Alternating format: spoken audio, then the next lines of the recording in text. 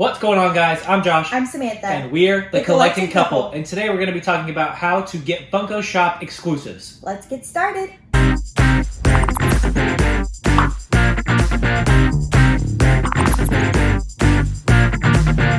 Welcome back to another video, guys. Before we get into talking about how you can get Funko Shop exclusives, make sure to leave a like down below. And if you are new, hit the subscribe button and the notification bell so you know when we post new videos. But today we're going to be talking about how you can get exclusives from the Funko Shop. So we know that lately, the past few months, the Funko Shop drops have not been so great. Although Star Wars Celebration was okay. I was not able to get everything because it was a little finicky, but we all know SDCC 2020 was awful, right? Yes. Yeah. It was bad. It was really bad. So Funko actually put on their blog how to purchase exclusives off of the Funko Shop.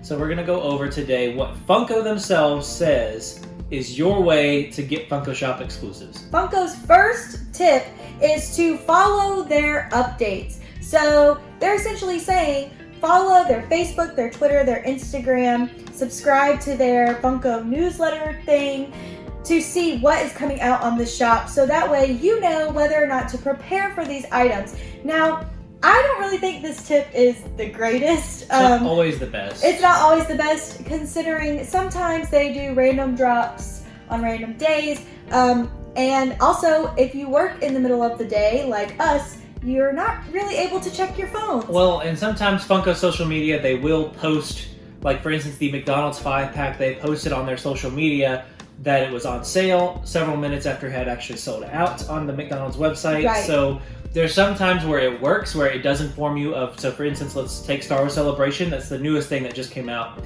They do post like, hey, this is coming out, this is when it's gonna be, here's the exclusives. So they're good at that. But usually when they post like direct links to things, right, it's a little delayed and might not necessarily be great. So, but if you haven't though, it is a good idea to follow them on Instagram, Twitter, and Facebook. We follow them on all of those social media outlets.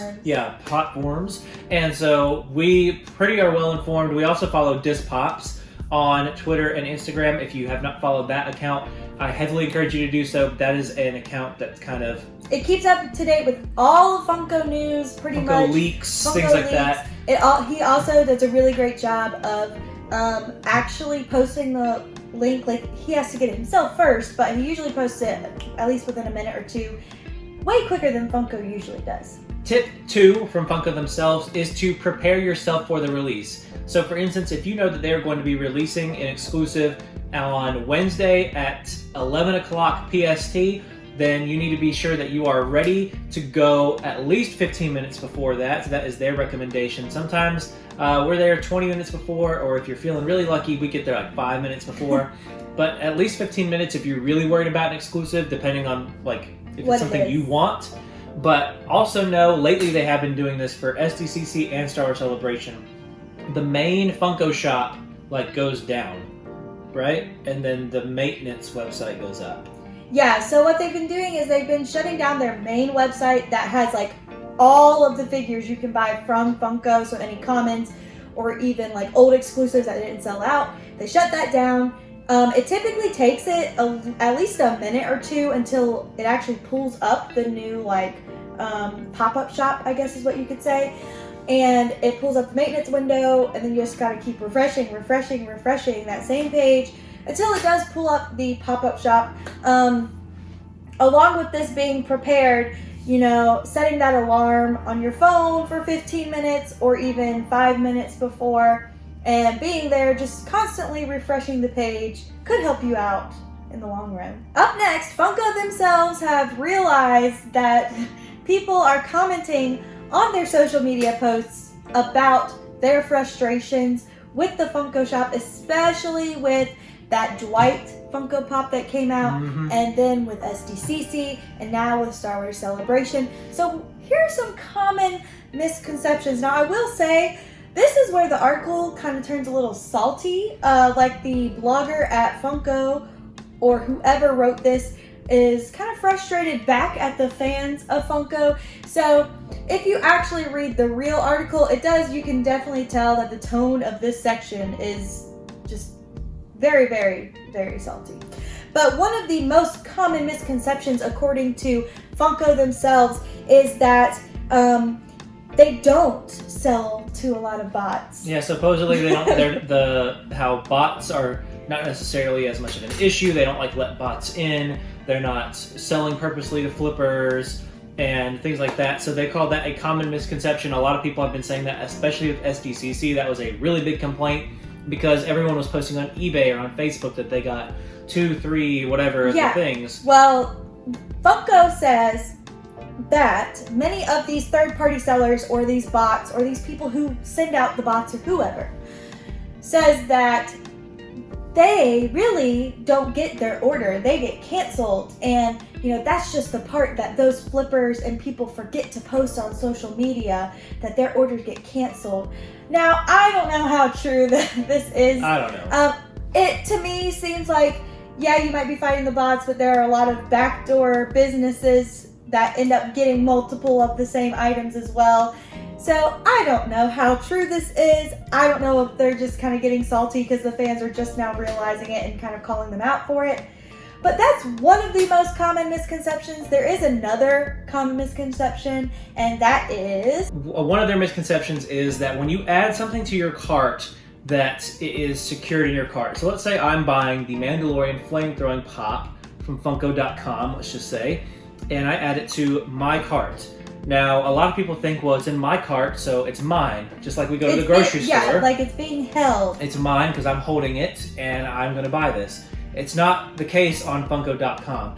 It kind of just is saying, hey, I want this, and then Samantha's trying to buy it too, and she says, I want this. I want this, and well, my browser loaded first, so now this is mine. It's just whoever's goes through first on the Funko Shop. So for SDCC, when we were all sitting there in line forever with the shipping rates, same thing with Star Wars Celebration. Whenever you add something to your cart, it does not secure that pop for you. It's just letting the system know that you are wanting that pop. Right. And so that is another common misconception that Funko is trying to put out, so that just because you have something in your cart does not guarantee that you will get that pop. So part of that misconception with, it being whoever's browser loads first, part of that is that Funko has this process, apparently in the checkout process, where when you first say, I want this pop, it sends like a code or whatever, and it says, okay, we still have that pop in stock. So it allows you to add it to the cart because it's in stock still. Yes, so it checks there, and then